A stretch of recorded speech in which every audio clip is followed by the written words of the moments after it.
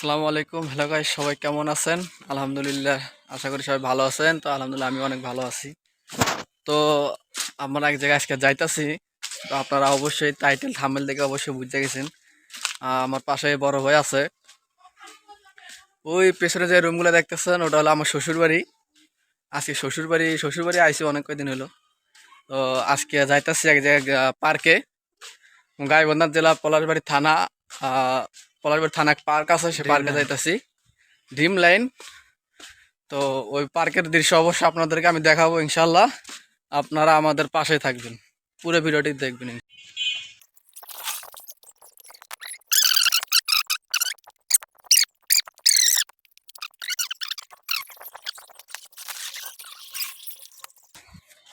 তো ওই আমরা একটু আইসা পড়ছি, আর একটু সামনে যাইতে হইব।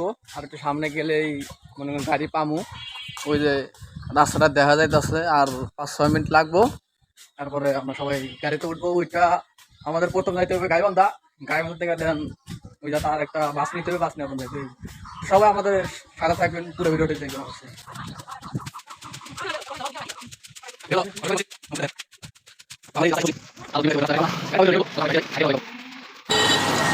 তো গাইস, আমরা এই বাদিয়াখালী আইসা পড়ছি। বাদিয়াখালী আমরা এখন ব্রিজে আছি, এটা বাদিয়াখালী ব্রিজ। এই যে বাদিয়াখালী ব্রিজে আছি। আর 1 মিনিট হাঁটতে হইব, হাঁটতে যাওয়ার পরে ওই অটোতে উঠতে হইব। সবাই থাকেন। তো গাইস, আমরা এখন আছি বাদিয়াখালী এক বাজারে। আমরা এখন অটোতে উঠবো, অটোতে উঠে যাওয়ার পর আমরা চলে যাবো গাইবান্ধা যাবো। গাইবান্ধা যা আর একটা অটোতে উঠতে হবে।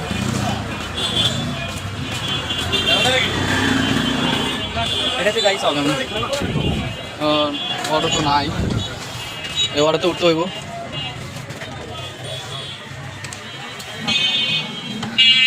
তো আমরা এই অটোতে উঠে বসছি সবাই, আমি আর আমার এই খালাতো ভাই। এই অটো সাইডে দিছে।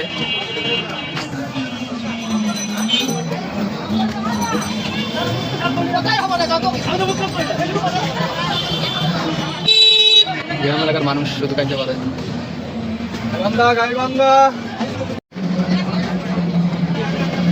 আমরা এই অটোতে উঠতে বসছি, অটোতে উঠটা এখন যাইতেছি।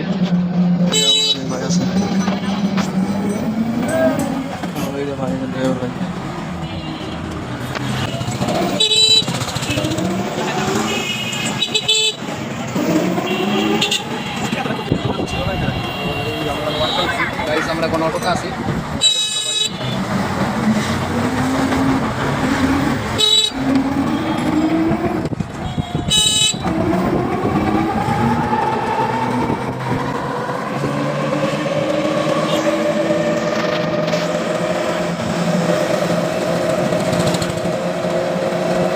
আমরা এখন গাইবান্ধা যাইতেছি, গাইবান্ধা যায় তারপর আর একটা অটোতে উঠতে হবে। অটোওয়ালা ভাই সেই টান দিত।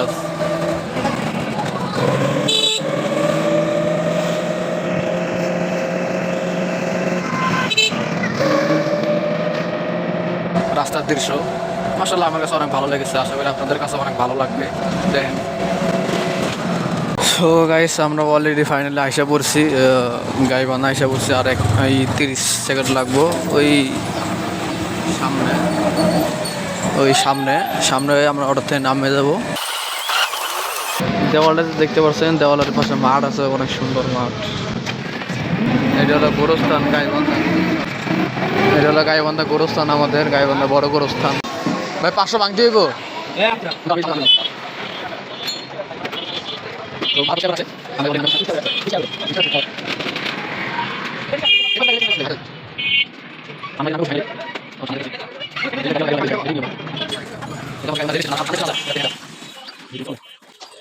তো আমরা এই ফাইনালি এসে বলছি। আর একটু যাইতে হইব গাইস, যা এই ওই সামনের কাছে রাস্তার পাশে গাড়ি উঠতে হইব। উঠে আমাদের জায়গার নাম আছে ডোমাঙ্গা, সেখান থেকে ওখান থেকে আরো 5 টাকা ভাড়া, 10 টাকা ভাড়া নিবো। ওখান থেকে আমাদের বাসায় যেতে হবে, বাসায় যা ফ্রেশ হইয়া এরপর আবার রওনা দিতে হবে আমাদের পার্কের উদ্দেশ্যে। তো আমরা এই যে আমার ভাই, ভালো লাগতেছে, আসে ঘোরাফেরা করতেছি। গাই অনেকদিন পর গ্রামে এসেছি, বছরে 2বার গ্রামে আই। ঈদের সময় মাঝে মাঝে আওয়া হয় না সমস্যা থাকার কারণে। এবার আইসি ঘোরাফেরা করতেছি, অনেক ভালো লাগতেছে। আমার কাছে 500 নোট, তো গাড়িওয়ালা ভাঙতে পারছে না, তো 2টা স্পিড কিনলাম, একটা স্পিডে গাড়িটা ভাঙা নিলাম। একটা ঝামেলা, বোতল এক মুখে খোলা রাত করে অনেক ঠান্ডা লাগে, বুঝছেন? এই হলো কাহিনী। দিনে হলো গরম, রাত করে শীত, ঘুমায় অনেক শান্তি আছে। গ্রাম তো গ্রাম পাইবেন, গ্রামের মতো শান্তি আপনাদের শহরে পাইবেন না। যারা গ্রামে থাকে তারাই বলতে থাকে গ্রামে যে একটা শান্তি, গ্রামে যে একটা শান্তি, এই শান্তিটা আপনারা পাইবেন, কোনো জায়গায় পাইবেন। কলকাতা হলে আমাদের আরও 2 বন্ধু দিকে আছে, ওই 2 বন্ধুর বাড়ি, একজনের বাড়ি হলো দিনাজপুর, রংপুর থেকে আসতে আসতে আমার প্রতিষ্ঠা আসতে আসতে আর আমরা যাইতেছি। আর একজনের বাড়ি পলাশ বাড়ি, ওই পার্কের সামনে আমাদের বাড়ি, পার্কের ওই সাইডে আর একটু হাইটে যাইতে হয়। তো আমার ফোন করে আসা করবো, তো আমরা এখন বাসা থেকে ফিরে যাবো, হয়ে তারপর আমরা আবার বাবা আসবো ইনশাল্লাহ। ওই বন্ধু আমাদের অপেক্ষা করতেছে, আমরা 1 বছর পর সাথে দেখা ভালো লাগবে। তো গাইজ দেখেন আমাদের গাইবান্ধা জেলার কিছু রাস্তার দৃশ্য।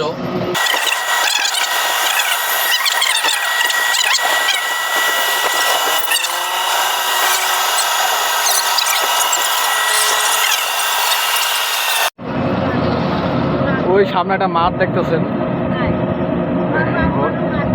মাঠটা একটা খেলার মাঠ, বিশাল বড় মাঠ।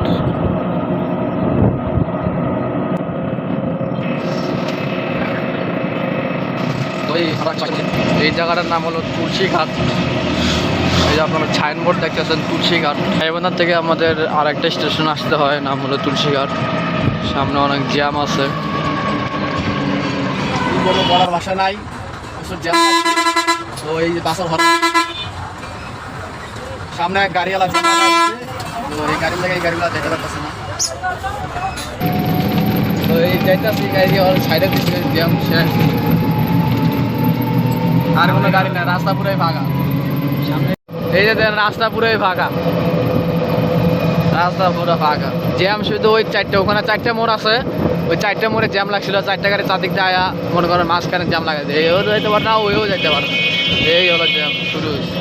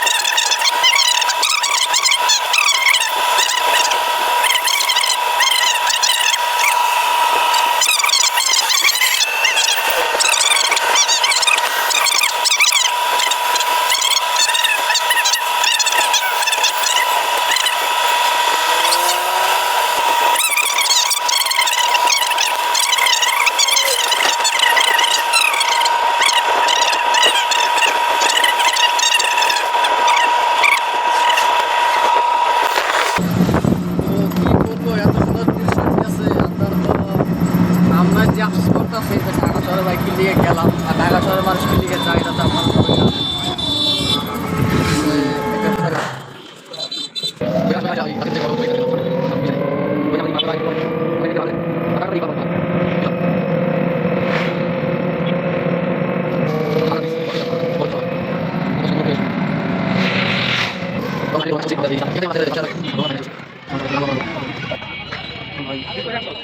আর কেন উঠবে কেন পকেট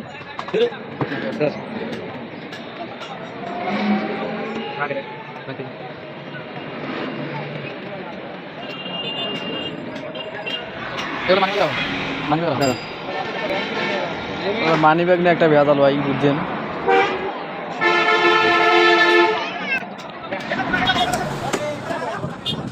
দেখো ব্যাগ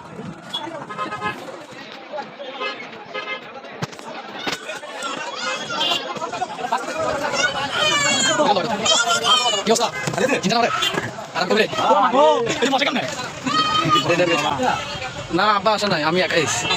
না না, কেউ আসেনি। হ্যাঁ, আমি আইছি তো বুধবার দিন।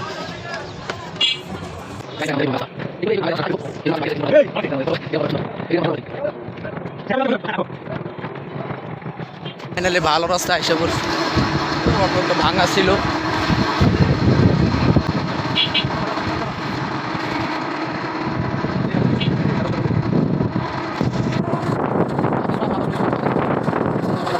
কি বলবো ভাই, দুঃখের ভাষা বলার কিছু নাই। অটোর সমস্যা হয়ে গেছে, অটোওয়ালা আমার বাসা ওই সামনে, এই যে এই পাশে আমার বাসা। তো বাসায় এখন যাবো না, আমরা একটা ভুল কাজ করে ফেলেছি। কাজটা হলো ঢোলবাঙ্গে নামে আমাদের কিছু একটা নেওয়ার দরকার ছিল, মিষ্টি কিছু নেওয়ার দরকার ছিল, আমার খেয়াল ছিল না ওটা। তো আমাদের বাসার থেকে আর একটা বাজার আছে সামনে, এই 5 মিনিট সময় লাগে হাঁটতে যাইতে। তো অটোওয়ালা ভাই বলতেছে আমি এখন বাসায় চলে যাব, একটু নামেন, এখানে নামে একটু হাঁটতে যান। তো আমরা কিছু বললাম না, আচ্ছা ঠিক আছে আপনি চলে যান, আমরা হাঁটতে বাজার যাই। এখন বাজারে কিছু নিতে হবে, নিয়ে এরপর আবার আমাদের বাসায় যাইতে হবে। এই হলো দুঃখের বিষয়। তো বলেন এখন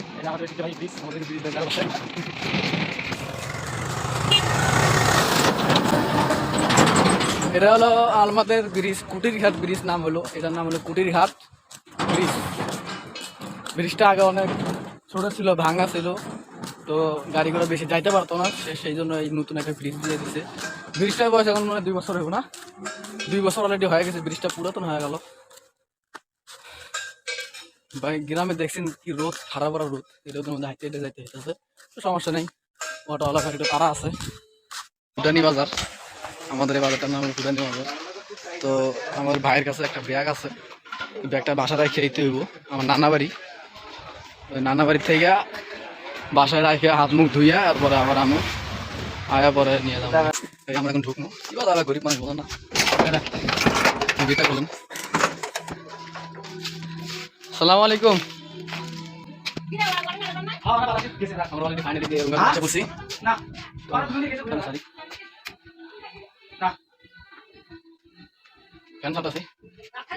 অনেক গরম।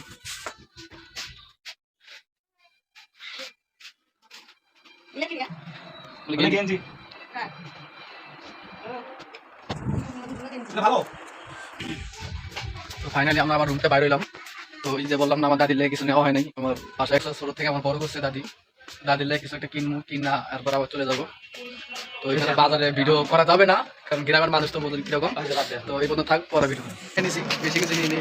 বিস্কুট আর এনেছি, বিস্কুট আর অনেকদিন পর একটা গ্রামে দোকানপাট সব বন্ধ। মিষ্টি তো খুঁজলাম, মিষ্টি পাইলাম না। যেগুলো ছোট ছোট মিষ্টি আছিল, ওই যে মুড়ি আসলাম। এই যে আমাদের নদী দেখতে পাচ্ছেন আপনারা, এটার নাম কুটিরঘাট নদী। এটা আমাদের নদীর পানি। এখন তো বুঝতেছেন বৃষ্টি নাই, রোদ গরম।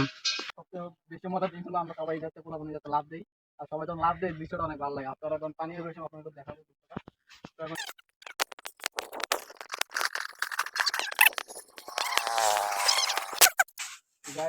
এই হলো আমাদের গ্রামের মসজিদ, দেখো এটা হলো আমাদের গ্রামের মসজিদ।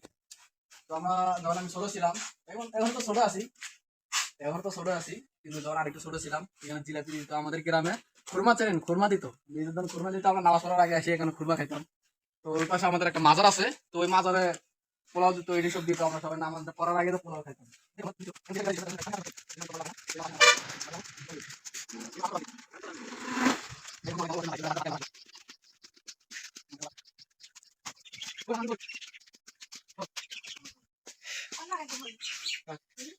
পাইলাম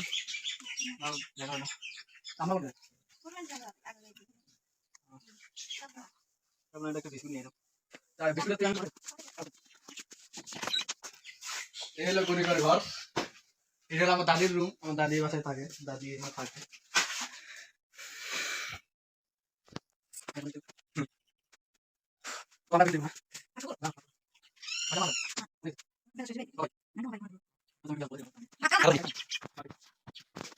দাঁড় করালাম, বাসার সামনে আমরা অর্ডারটা পাইলাম আলহামদুলিল্লাহ। আর হালাল লাগলো না, আর খারাপ থাকার লাগলো না। তো আমরা যেতেছি। সবাই আপনারা তো ভিডিওটা দেখতেছেন। এখন আমরা বাসে উঠছি, তো বাসে উঠতে সিট পাই নাই। তো সিট না পাওয়ার কারণে আমরা দাঁড়িয়ে থেকে যাইতেছি, দাঁড়িয়ে অসুবিধা হইতেছে ভিডিও করার। তো চারপাশে মানুষ, এই জন্য ভিডিও করতে পারতেছি না বেশি, অল্পটুকু আমরা ভিডিও করবো, অনেক অসুবিধা হয়ে যেতেছে। যতটুকু ভিডিও করি অতটুকু দেখেন, ইনশাল্লাহ ভালো লাগবে। পরে আবার দেখা হবে। তো ভাই ফাইনালি আমরা গাড়িতে নামছি, বাসে উঠছিলাম। তো বাসে উঠে আমরা সিট পাইনি, সিট না পাওয়ার কারণে আমরা সিটে বইতে পারিনি, খারাপ গেছিলাম। আর দেখলেন তো কীরকম যে কয়েকটা মানুষ ছিল, ভিডিও করার মতো পরিস্থিতি ছিল না, তো আমরা ভিডিও করি নাই। তো আমি বললাম না আমাদের দুটো বন্ধু আসবে, মজার বিষয় আমাদের দুটো বন্ধু আসবে, দুজন ফোন দিছি, ওরা আসতে আছে। তো আমরা ওয়েট করতেছি এখানে, আমরা ওয়েট করতেছি ভাই, তো ওরা আসবে, তারপর আমরা পার্কের দিকে রওনা দেবো ইনশাল্লাহ। আপনারা ওয়েট করেন, সাথে থাকেন। খাইলাম মায়া কাকার চা বানাইতে, জি কাকা চা বানাইতেছে। আবার বেশি পেটে দেয়, কান্দা করেন সবাই বেশি খান, আমরা খাই যাবো।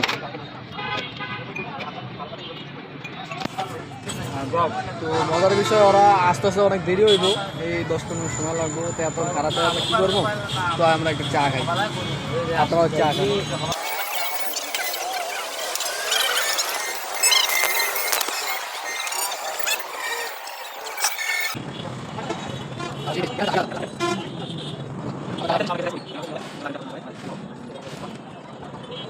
আমার বন্ধু বসে, একটা বন্ধু আছে, একটা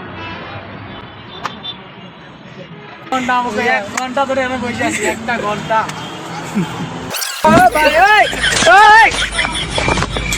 কি করে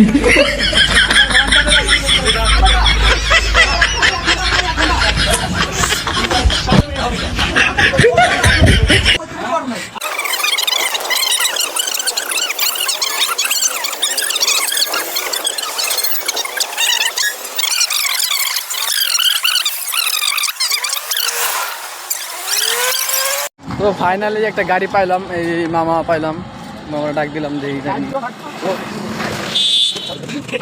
কি করে মার মার আর মার 3 ঘন্টা হলো বসে আছি।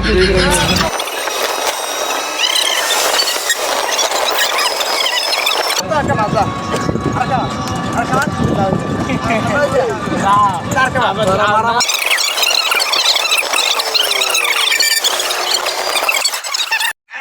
হ্যালো গাইস, আপনারা দেখতে পাচ্ছেন এটা আমাদের গ্রামে ড্রিমল্যান্ড পার্ক। এটা ড্রিমল্যান্ড পার্ক।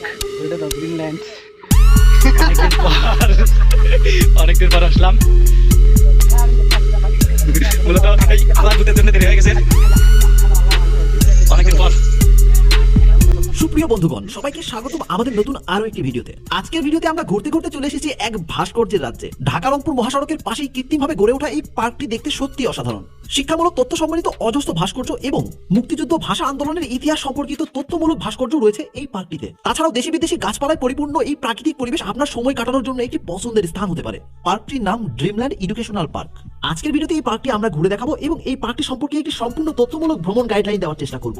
বাংলাদেশের রংপুর বিভাগের গাইবান্ধা জেলার পলাশবাড়ী উপজেলার পলাশবাড়ী ফায়ার সার্ভিস স্টেশনের ঠিক পাশেই রাস্তার অপোজিট পাশে অবস্থিত এই পার্কটি। স্থানটি মহাসড়কের ঠিক পাশেই অবস্থিত বলে খুব সহজেই দূর দূরান্ত থেকে এই স্থানটিতে আসা যায়। আপনারা চাইলে গাইবান্ধা ছাড়াও এর আশেপাশে জেলা যেমন বগুড়া, জয়পুরহাট, দিনাজপুর, নওগাঁ, রংপুর থেকে খুব সহজেই এই স্থানটিতে আসতে পারবেন। আর যদি আপনারা ঢাকার দিক থেকে এই স্থানটিতে আসতে চান তাহলে আপনারা সিরাজগঞ্জ, বগুড়া হয়ে ঠিক উত্তর দিকে রংপুর মহাসড়কে পলাশবাড়ী নামক স্থানের একটু আগেই এই স্থানটি পেয়ে যাবেন।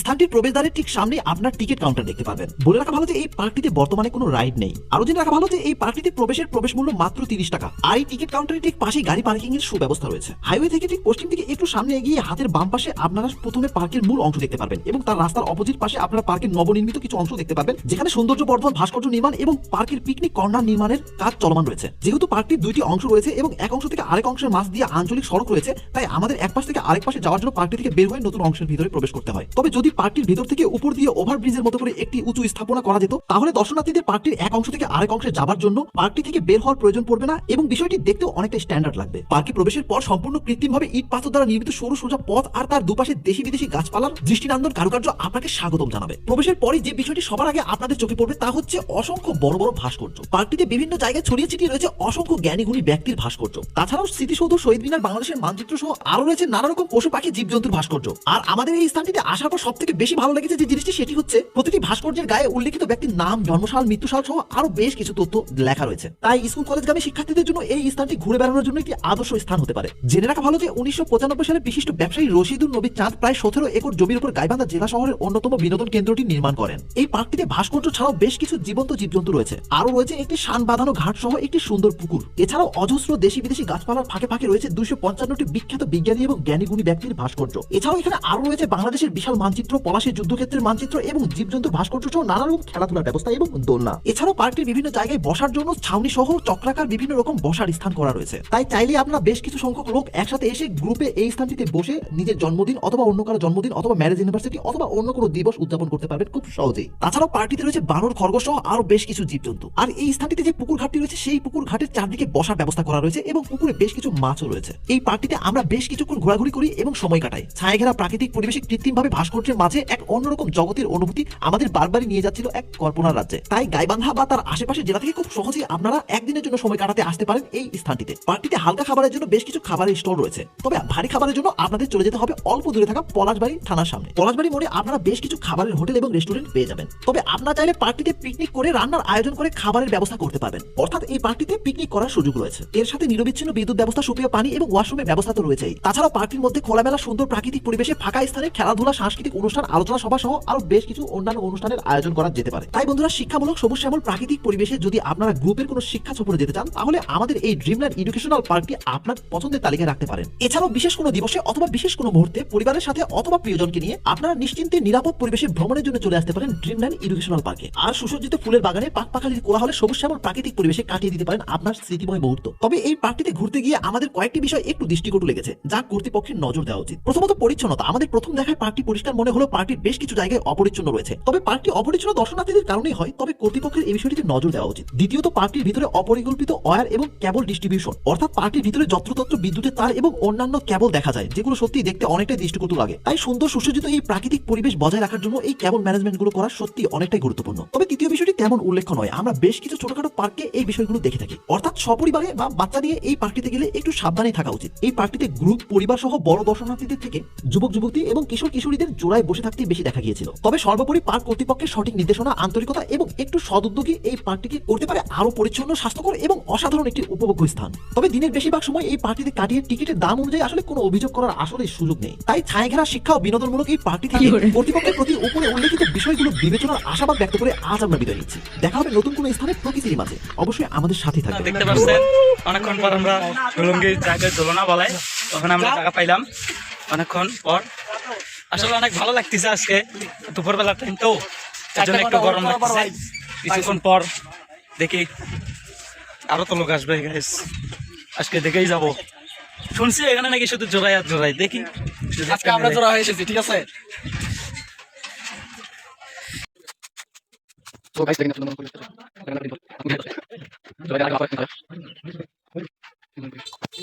কথা বলে না, কথা হলো আমরা সবাই পাস করতেছি। আলামিতে আর কথা কি বলবো,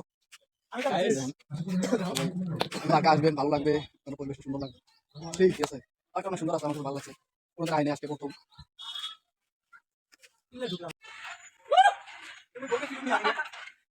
তোমরা ওখানে কি করতেছো বড় ভাইরা? ওফ, অনেক ফিলিংস।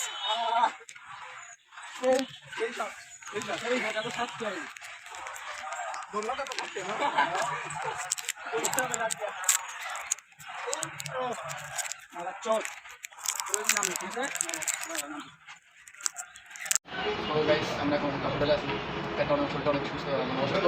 হোটেলে খাইতে এসেছিলাম, নাস্তা করবো, নাস্তা করে দেন তারপরে চলে যাবো পার্কে। তো পেটটাকে টিপস দিই, চলে যাবো।